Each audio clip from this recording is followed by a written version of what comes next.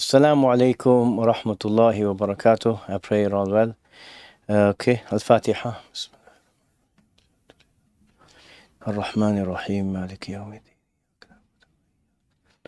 Yawmiddin. Ihdina as-sirata al-mustaqim.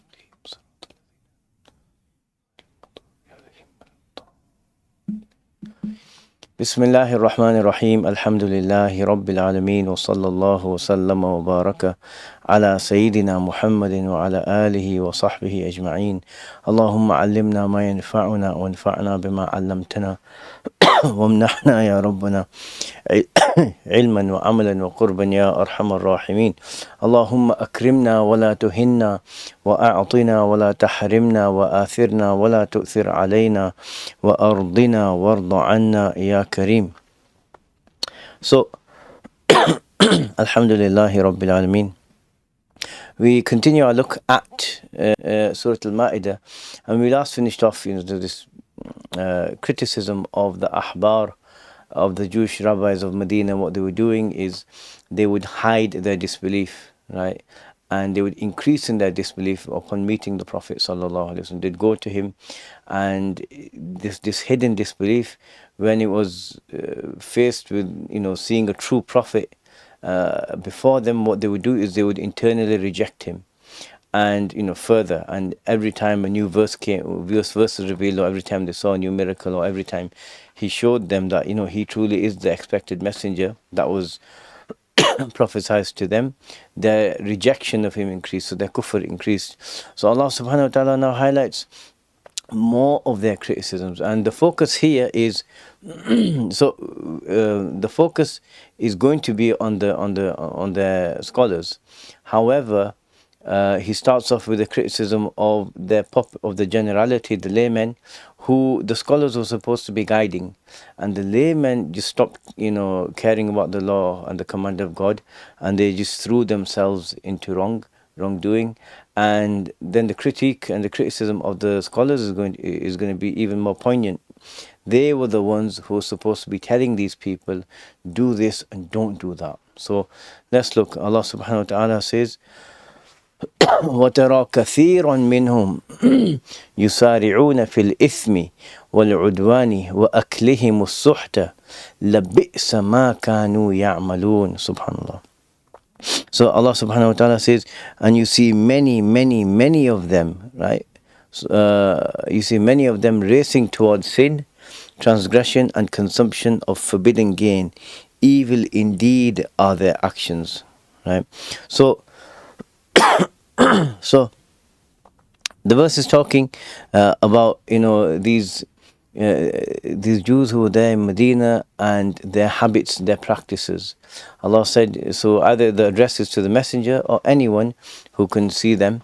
وَتَرَى كَثِيرًا مِّنْهُمْ. So the expression you see or you will see, present tense, you will see, or you can keep seeing, meaning that these attributes, these character traits were so rooted, ingrained in these people, it was habitual. They kept doing it over and over and over.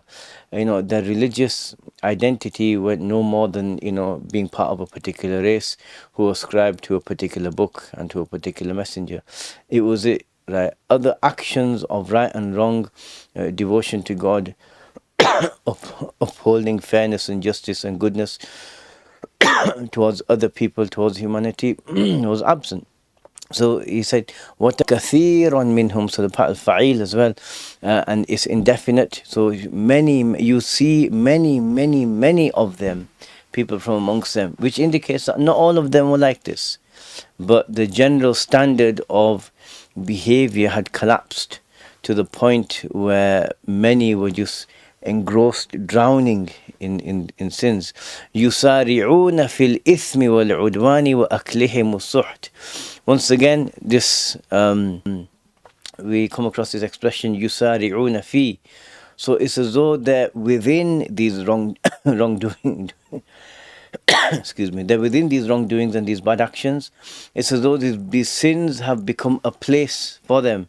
Imagine a box, and these sins are the box now. So it's not that they're just doing them. No, those things have become a place, and these people are within them. Yusari'una, they're hastening within it. So they go from one evil action to another evil action to another evil action, trying to beat, just like a person in a race. They're trying to go as fast as they can, and they're trying to outdo others. Right? They may not have said, "Okay, I'm going to be a bigger sinner than you. I'm going to do worse crimes." But you'd see. But the point is that if you were to look at them, that's what you would assume, that they're racing from one evil thing to another evil thing to another evil thing, over and over. This is habitual. So Allah subhanahu wa ta'ala is criticizing them for them having not only these actions, but for it becoming the norm for them. They don't see anything wrong with it. Yusari'una, and also the word yusari'un, running, hastening within it and competing with each other. It shows that when it came to doing a wrong action, there was no hesitation. There was no stop, let's think, let's consider, would this be good for me in this life or in the next? I have to stand before Allah. Can I justify this action? Rather, it got to a point where they just didn't care. The thought didn't bother them. And so this is where the criticism is, just running headfirst into this. So they're doing fil ithm, and we talked about ithm, sins that are really horrible, huge sins that slow a person down from doing any other good. It's like they sap and they suck out the desire and the volition to do any of the good because of how heavy they are. Carrying them, requires all of one's strength. So there's no energy left to do anything else. That's the kind of metaphor you can imagine from Naqa Athima, a slow camel. And they're also done deliberately. There's a difference between a sin committed out of weakness, right? A sin where someone has a particular, there's someone with an addiction, and they fall into addiction and they do something that's wrong. For someone like this, you keep making tawbah and seek a means to get out of it. But when a person gets to a point where they just don't care, they just want to do something wrong for the sake of its enjoyment or the benefit they'll get without caring about the consequences, there's the problem. So he says, wal udwani, and transgression. And the pattern fu'lan, right? The pattern fu'lan indicates that it's the highest or the strongest manifestation of this particular thing, of this udwan, which is what? Crossing limits. Not caring about laws, not caring about barriers or boundaries, and just crossing all limits to do other evil acts that harm others, right? So acts that would be acts of oppression and wrongdoing, taking the property of others and wronging them, robbing them, all sorts, right? وَأَكْلِهِمُ السُّحْتِ, and they're consuming ill-gotten gain, right? They're consuming money or wealth which is forbidden, right? Forbidden because it's forbidden to accrue and accumulate wealth in that manner. So like we talked about about bribes or deception, and then conning people or whatever means. Yeah, it would cover all of that. So they became habituated to this, and they took it, they made it into an art form, finding one way or another way to accumulate wealth such as this, and then consuming it. Right? I mean, an example of this is interest, riba, which was forbidden for them, and even in the biblical narrations, Jesus alayhi salatu wasalam is narrated, is supposed to have gone and highlighted this to them, with the usurers. So then he says, لَبِئْسَ مَا كَانُوا يَعْمَلُونَ, and this lam is there for strong emphasis. لَبِئْسَ مَا, truly, right? It's a lam that implies a qasam, an oath. Bi'sa is the most encompassing word, the word with the broadest meaning that relates to negativity, something bad or horrible or terrible. Labisa, and even the sukoon there is a strong, sharp sound, and just a sukoon on there just really conveys the contempt and the dislike and the hatred and the, the revulsion at their actions, right? By God, he's saying, by God, what they kept doing, kanu and ya'ma, kanu, and then the kana with the present tense verb, something over. It's not just like with the present tense verb, but it's something repeated. Here it's something over and over, that it comes from them as a habit. It's become part of them, their very nature. They do these things over and over. So Allah subhanahu wa ta'ala says, لَبِئْسَ مَا كَانُوا يَعْمَلُونَ. What they kept doing was just horrible, right? Just completely horrible. What a terrible criticism they received for this. So then Allah subhanahu wa ta'ala addresses one of the main causes of this, which is the people of learning were not telling them off. Everyone can have weaknesses. Everyone can commit sins, but the way of the believer, if you commit a sin, you stop, you reflect, you make tawbah. You ask Allah subhanahu wa ta'ala for forgiveness, and you try to improve. That's where the tawbah comes in. That's where the remorse comes in. And you keep trying. So there's a general trajectory. So people may slip and fall, but generally, the trajectory is towards improvement. But here in this situation, the scholars, excuse me, the scholars didn't care. The scholars were the ones profiting from this behavior.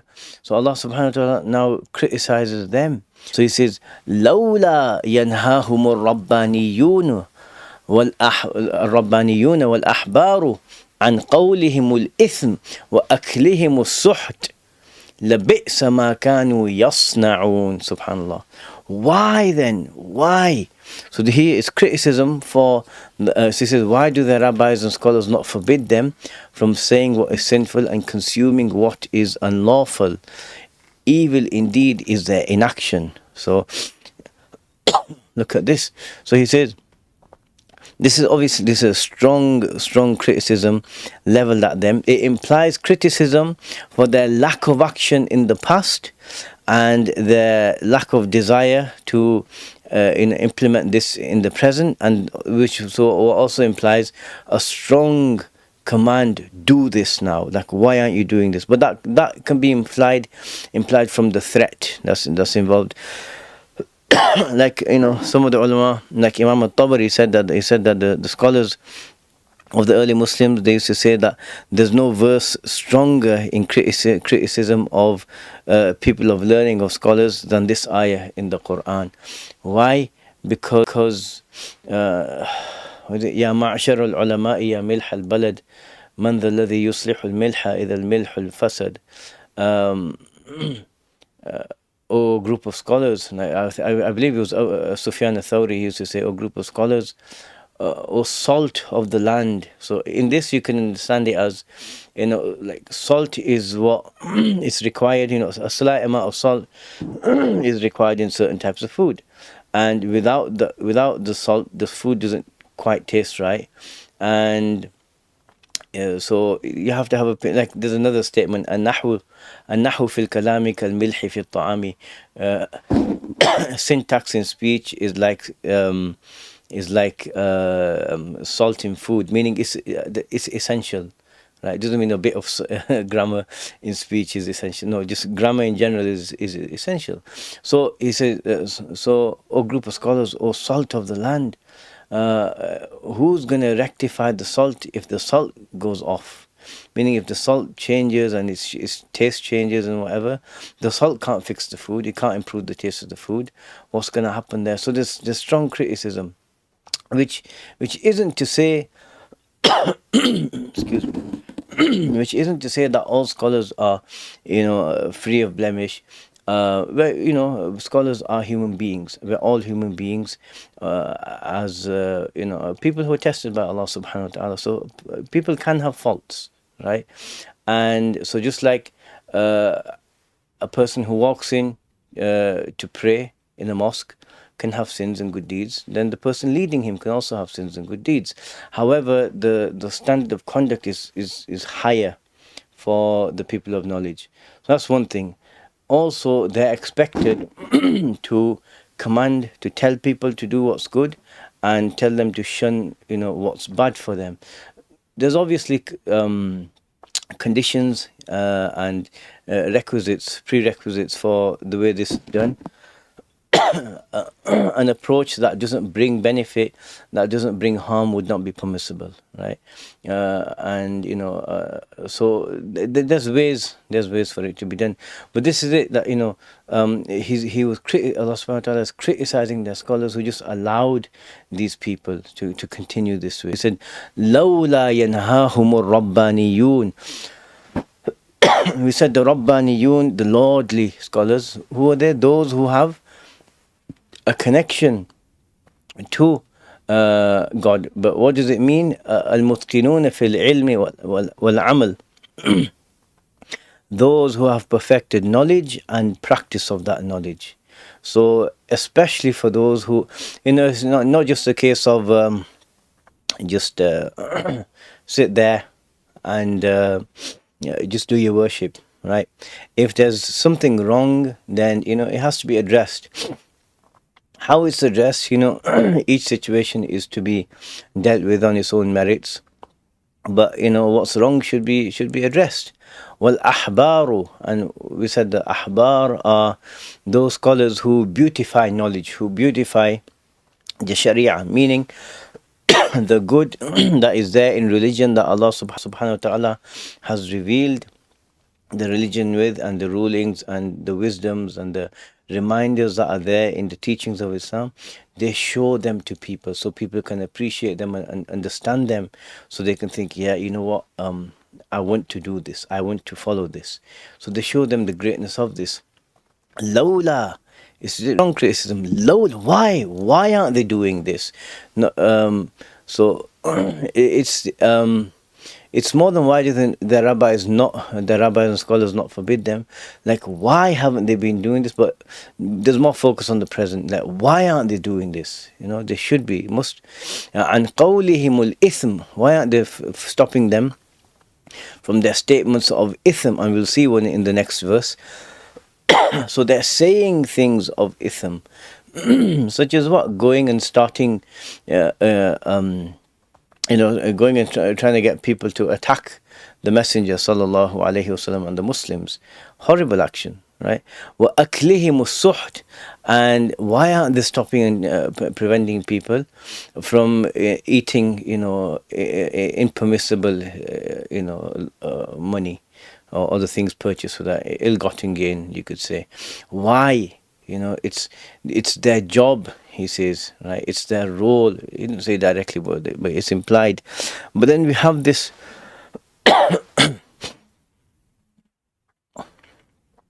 so actually, because saying these wrong things and then consuming ill-gotten wealth like this, these two are the foundations of many, many sins. Once someone becomes accustomed to easy money, for example,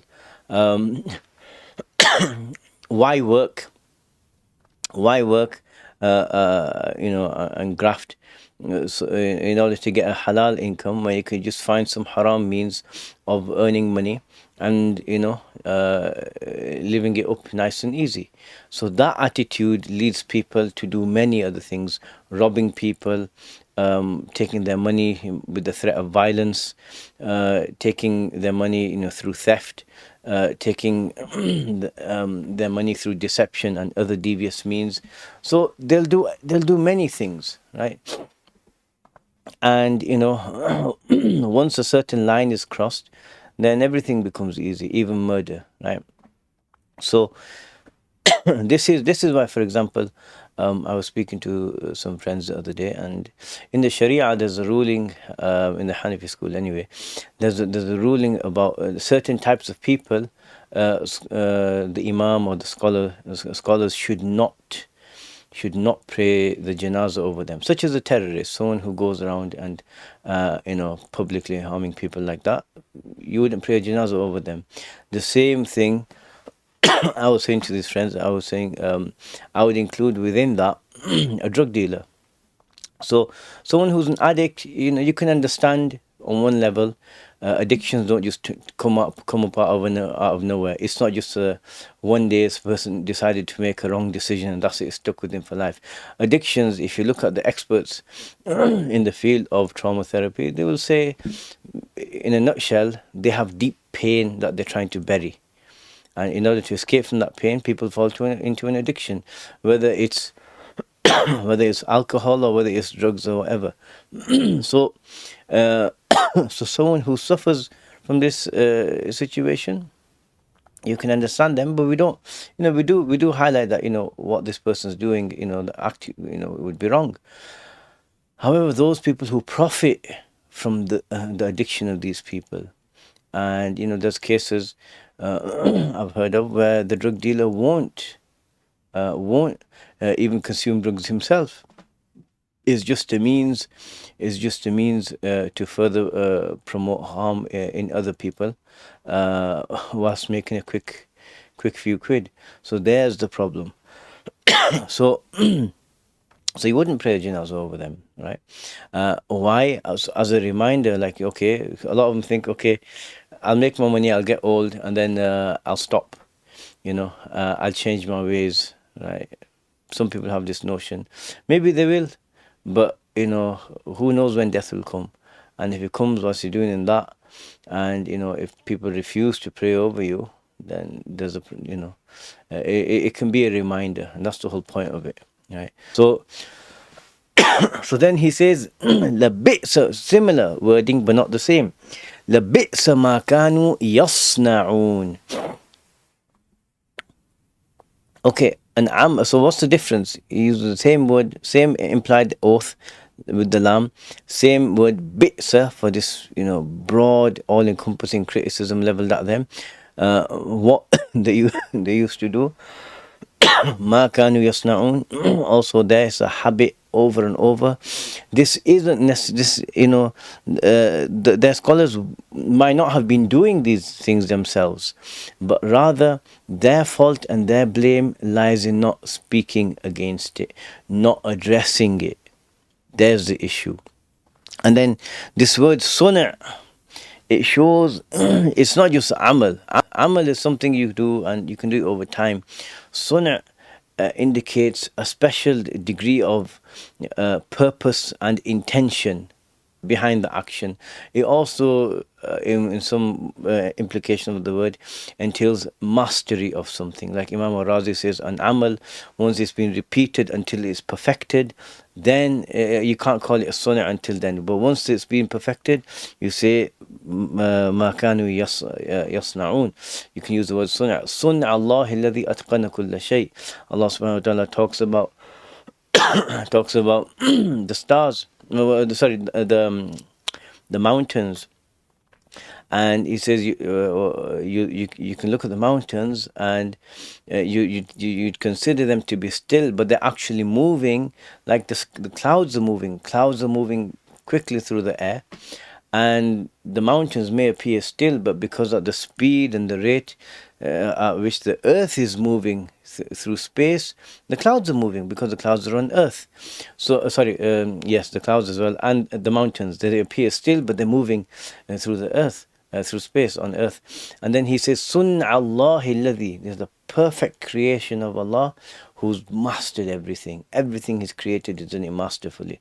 So that's the implication. So what they did, deliberately, knowingly, willingly, knowing the effects it would have on people, letting their moral standards and their moral practice degrade until this point where people are harmed in their deen because of a lack of application of their religion, it's on them.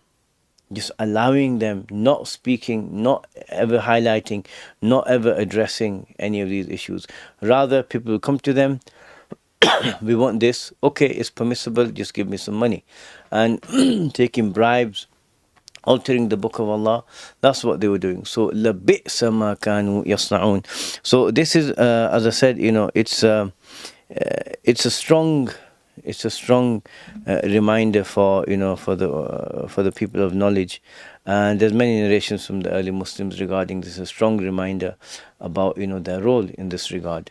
So then we have an example of the horrible things they used to say. قالت اليهود يد الله مغلولة.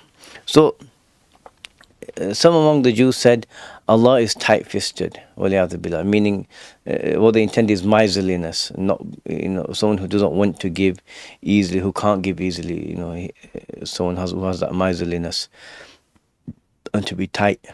So Allah subhanahu wa ta'ala said غلت أيديهم ولعنوا بما قالوا بل يداه مبسوطتان ينفق كيف يشاء. May their fists be tied and they be condemned for what they said. Rather, he is open-handed, giving freely as he pleases. وَلَيَزِيدَنَّ كَثِيرًا مِّنْهُمْ مَا أُنزِلَ إِلَيْكَ مِنْ رَبِّكَ طُغْيَانًا وَكُفْرًا. And certainly, that which has been revealed to you, Prophet, from your Lord will only cause many of them to increase in wickedness and disbelief. Okay, so who said this? Either it's a man called Shas ibn Qais, he's one of the people of Medina, one of the Jews of Medina, and he's the narration where he just said directly to the Prophet sallallahu alaihi wasallam, Ya Muhammad, inna rabbaka bakhilun la yunfiq. He said, O Muhammad, your Lord is miserly, he doesn't spend. So that's one narration. And there's another narration where it says Finhas ibn al-Zura, and where he said this statement, right? Waliyadhu billah. So why did they say this? So Abu Sa'ud and others mention a narration that Allah subhanahu wa ta'ala was extremely generous with these people. Allah subhanahu wa ta'ala gave them much. But when the Prophet sallallahu alaihi wasallam came, what they were given, they ended up rejecting him, sallallahu alaihi wasallam. So then, this man Finhas ibn al-Zura, he said the statement, a statement of kufr, a statement of disbelief. So he said that Allah subhanahu wa ta'ala, waliyadhu billah, he said that he's miserly. And what they were noticing is that the wealth that they'd been given, the good that they had, was diminishing. And it's as simple as that. It was a punishment for them rejecting the messenger, Allah subhanahu wa ta'ala. Sometimes you can look at it from multiple angles. It was a punishment, but it's also a reminder. Things were good, and the Prophet came, and we rejected him, they could have thought. And now we've got less, so it's a reminder. Go believe in him. We know he's the true messenger. But they didn't do this. So rather, he expressed his disbelief in the statement of disbelief. And he said that the hands of God are tied. Maghlula, literally, it's like, imagine handcuffs, but they would tie the hands of a slave to his neck. So what is he doing? He's comparing the inability to give, right, to give charity, or unwillingness, let's just say that, the unwillingness to give, he's comparing it to someone whose hands are tied to his neck, so he's unable to stretch his hand out and give to someone.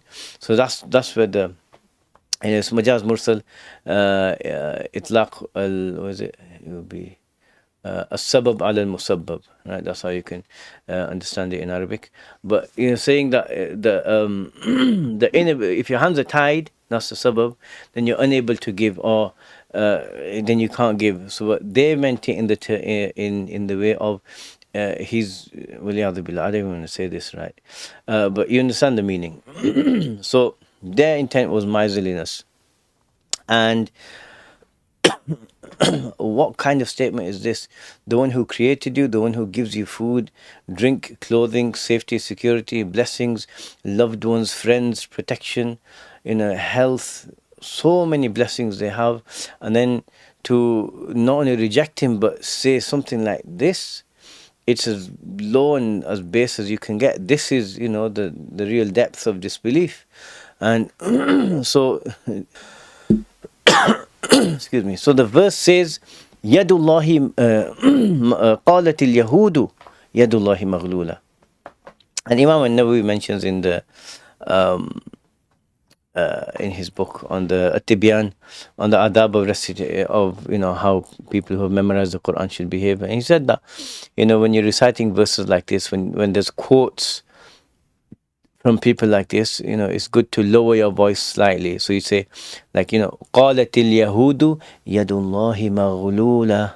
So just slightly lower, right? So that's what they said. So then Allah subhanahu wa ta'ala replies, غُلَّتْ أَيْدِيهِمْ وَلُعِنُوا بِمَا قَالُوا. So you can understand this in a couple of ways. غُلَّتْ أَيْدِيهِمْ is a dua against them. Generally, you'd say that Allah subhanahu wa ta'ala's statements are not du'as, the threats, because a dua is made to Allah. But you can express it like this, in the style of the Arabic expression, in the way the Arabs use their language. You'd make a dua against the person in the situation. So he's doing that. So it's a dua against him. So how can it be understood?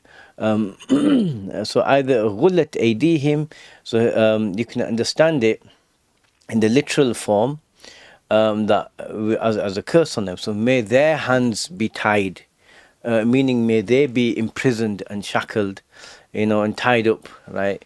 In the dunya and in the akhirah. Like in the akhirah, when they're getting tormented in hell, because of their disbelief, may that happen to them. Or also, as some of the ulama have said, like it's a dua against them for this to happen to them in the dunya.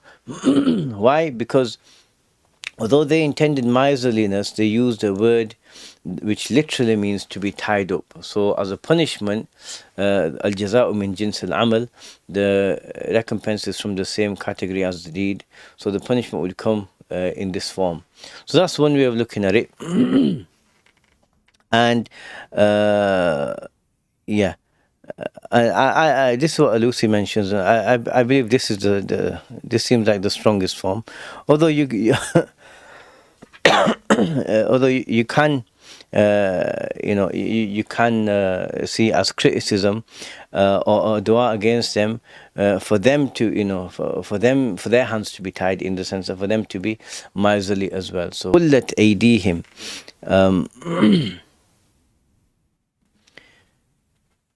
meaning, for it's a dua against them for them to become miserly as well, and so they, for this inability to spend, desire not to spend, for that to be created within them. So that's with the غُلَّتْ أَيْدِيهِمْ وَلُعِنُوا, and may they be cursed. A curse is being distant from the mercy of Allah subhanahu wa ta'ala, not receiving it when it's required. غُلَّتْ أَيْدِيهِمْ, and may they be cursed. Why? بِمَا قَالُوا, because of what they said. And although the verse says that the Jews are saying this, what it was is one or two of their people said this, but the rest were fine with it. They heard it and they were happy with it. So it's a criticism of all of them, just like with the scholars who just stood around watching people do these things and not say anything. So it's the same thing here. They just stood around, they heard this, or they heard that this has been said, and they just carried on like nothing matters. So غُلَّتْ أَيْدِيهِمْ. So then he says, no, بَلْ يَدْهُ مَبْسُوطَتَانِ. Excuse me. So they say, so Allah subhanahu wa ta'ala says, no, that's wrong. In fact, both of his hands are outstretched. So now we have another metaphor. So Allah subhanahu wa ta'ala is comparing someone who gives generously to someone whose hand is outstretched, because you're giving it to someone, you're offering it, so his hand is outstretched. Imagine someone who's got sacks of gold and money, and he wants to give. What's the most efficient way for him to give? Is it with one hand or both hands? Clearly both hands. So he uses metaphorically, he uses a statement of both hands giving. Allah subhanahu wa ta'ala doesn't have limbs and hands like we do, subhanahu wa ta'ala. This is clear from a verse of the Quran and other principles of Islamic doctrine and theology. So that literal reading is out, right? We don't believe that. Rather, it's a way of expressing not only does he give, but he's generous, so generous that he gives and gives and gives. Look at him. Everyone in existence, everyone who's ever existed, he's given them food, clothing, they've lived for however long they've lived with all the blessings that they have. Even those who rejected him and disbelieved in him and insulted him, subhanahu wa ta'ala, those people who killed the prophets, they were benefiting from the gifts that God has given. So he's supremely generous. Akramul Akrameen, the most generous of any who's ever shown generosity. That is Allah subhanahu wa ta'ala. So he's expressed it as someone who's giving so much that both of his hands are out, passing money out to people, right? Generous, right? Yunfiqu kayfa yasha, and he keeps spending over and over and giving over and over and over, however he will. So this indicates that the way Allah subhanahu wa ta'ala gives is based on how he wills, his will, right? So for some he gives more and for others he gives less. Why? Is based on his knowledge and wisdom. For some people too much wealth would make them turn away from God, and for others it helps them be more grateful. And yet there are others who he gives to, and when they're being given, they forget about God. And then when less comes to them, when he restricts what he's given to them, when they should remember, they turn away and they say insulting things like this, right? Like this verse. So he does it out of wisdom. And he does it for a believer. It's all in the believer's interest. And however much you're given and when you're given, it's all in the interest of the believers. Allah does what's best for them. But for a disbeliever, Allah can lead them further astray if they keep rejecting the Messenger sallallahu alaihi wasallam and the truth of Islam. So then he says, and then there's an oath, وَلَا يَزِيدَنَّ كَثِيرٌ مِّنْهُمْ. Many of them will be increased in طغيان. طغيان is what this fu'lan, as we said, the highest embodiment of rebellion and crossing limits and breaking laws, and disbelief in kufran, both indefinite, really shows a huge amount. They'll be increased by a huge amount. By what? Ma unzila ilayka min rabbika. Right? That which has been sent down to you, which has been revealed to you from your loving Lord. Allah subhanahu wa ta'ala reveals things to the messenger. He's his loving Lord, so he shows him and those willing to believe in him the truth through the signs and the miracles in the Quran. And that should actually increase people in faith and certainty, in iman and obedience and submission to God. But rather they go the opposite way. Instead of submitting, they go and break every law possible, and instead of believing, they reject in the most heinous ways. And this shows, what does it show? It shows a corruption within them, because of the active choices that they're making. Those choices lead to them being corrupted to the point that it's habitual, it's normal. They would only ever want to choose that which is immoral and wrong. So this is a reflection of the inward state that they've acquired through their choices. And so he says, many of them will certainly, without a doubt, he swears, وَلَيَزِيدَنَّ كَثِيرًا مِّنْهُمْ, many of them in this udwan, طغيان and disbelief. طغيان, طغى, like طغى الماء, water when it crosses, when it rises, like when the flood of Sayyidina Nuh alayhi salam occurred. إِنَّا لَمَّا طَغَى الْمَاءُ, when the water broke its law, crossed its limit, and went higher. So imagine like a canal where they'll have a line, the water should be here, but when there's a flood, it'll go over onto the side. So that's the tagha. So them overstepping and try and reach higher than where they should stop, right? And disbelief, and that's what will happen because of their own choices. So because of as a punishment for their actions, he says, وَأَلْقَيْنَا بَيْنَهُمُ الْعَدَاوَةَ وَالْبَغْضَاءَ إِلَى يَوْمِ الْقِيَامَةِ. And we have stirred amongst them. Literally, we have cast between them. We threw something, it landed between them. So it's there between different groups and different sects amongst them. Al-adawata, enmity, wal-baghda'u ila yawm al-qiyamah, and hatred until the day of judgment. كلما أوقدوا نارا للحرب أطفأها الله.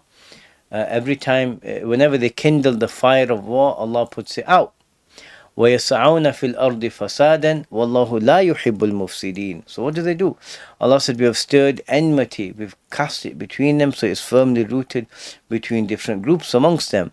And it'll stay like that until the day of judgment, right? As he said, the day of resurrection, where everyone rises and answers for what they've done and what they've chosen as a punishment, so they won't ever be united completely. They may unite temporarily for a particular point or a particular purpose, but amongst them, there will always be this enmity and these groups. And we did the royal we, right, to show its manifestation is significant. And so he says, whenever they ignite a fire, this comes from the practice of the Arabs. So actually, adawa is enmity that is visible. People taking steps, doing X, Y, and Z to express their enmity. But baghda, hatred, is not always visible. So sometimes a person can put on a smile and stand next to someone and shake their hands, for public photo opportunity, but it doesn't mean that they're free of any sort of resentment and dislike and hatred of them. So what the Arabs would do is, when they would go and do a dawn raid, they would light a fire. So he says, every time they kindle a fire, the fire of war, the fire to either attack the Messenger sallallahu alaihi wasallam and the believers, or to get Quraysh to come and attack them. Every time they do something like this, Allah makes their plans fail. Literally, He extinguishes their fire. Allah, the Supreme King, extinguishes that fire, right, to make their plans fail, because they're not doing anything that's good. Rather, all they're doing is they're opposing the truth and the Messenger sallallahu alaihi wasallam. So then he says, وَيَسْعَوْنَ, and they strive, and like they're running in the land, فِي الْأَرْضِ فَسَادًا, was causing corruption. This is their act. They move about in the land with intent and purpose to cause corruption. They wanted people, Quraysh, to come and attack Medina, kill everyone, men, women, children, just kill them all. Why? Because God has revealed the revelation to Sayyidina Muhammad sallallahu alaihi wasallam, to this excellent messenger. Revelation has come, and because he wasn't from their ancestry or their parentage, you could say, because he was a descendant of Ishaq alayhi salatu wasalam, he was an Arab, they didn't like this, so disbelief. So then he says, Wallahu la yuhibbul mufsidin, and Allah does not love, which is a way of saying Allah hates those who cause corruption, murder and war and pillaging and these sorts of things. All of these forms of harm and corruption that people do, it's hateful. People who do this, who cause these things, are hated by God. So Allah is saying this is their punishment because of that. It all goes back to actions. What is a person choosing? What are they choosing? Right? The laymen and the scholars from amongst them. So we ask Allah subhanahu wa ta'ala to protect us and to give us the actions of those who are beloved to Him on every level. Ameen ya Rabbil Alameen. So let's stop here and we'll continue from this point, inshallah. Okay, Assalamu alaikum wa rahmatullahi wa barakatuh.